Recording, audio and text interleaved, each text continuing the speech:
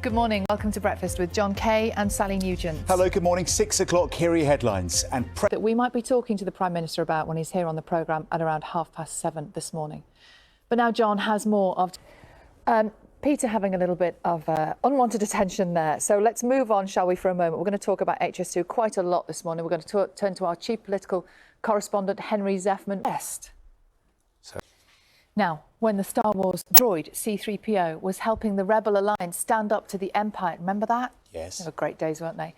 There would have been a hefty price on his head. Well, now, guess what? There really is. Because worth a lot of money as well. I can't believe the C-3PO, it's only his head that's £1 million. I know. What about the rest of him? The whole thing. You want the whole costume, wouldn't you? Do you? Halloween coming up. It's 13 minutes past 6. Carol is here in the studio with the... It's 19 minutes past 6. Let's have a look at this morning's newspapers. We're going to start... That fits on. Definitely.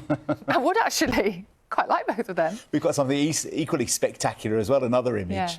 Yeah. Planets we didn't know about, maybe. Have you seen this story in the Mail today as well? You know, we've reported in the past, haven't we, about some companies going to a 4-day week. Yes. And staff feeling the benefits of that and saying that they're liking it. Well, one tech company called Crystal, an internet company in London, went to a 4-day week. Yes.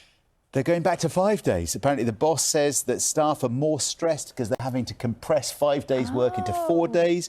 Part-time workers across the country, whatever days they're working, will appreciate that. Yes. But they're saying, it completely backfired and they want to go back to normal. I think the key is flexibility, isn't it? If you can choose your 4 days, great. But if 5 works better, that's great too.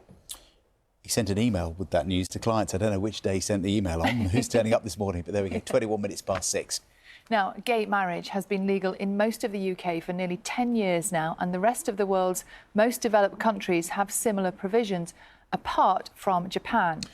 Yes, same-sex unions are still banned in Japan, but there is pressure growing for change. Here's our Tokyo correspondent, Shaima Khalil. You are watching BBC Breakfast, still to come on today's programme. And he's got the cards to prove it. Yes. Membership cards. He's going to bring them in, I think. And to celebrate Joseph's achievement, we'd love to hear your stories this morning about your library. What does your library mean to you? Why is it special? Might be people who work there. It might be the location, the memories you've met, the friends you've made there. You can get in touch this morning. On WhatsApp, you can see the number on your screen right now. You can get in touch by email and, of course, on social media too. Do let us know. Libraries aren't so quiet as they used to be when we were little. No, there's less shushing, isn't there? More sort of...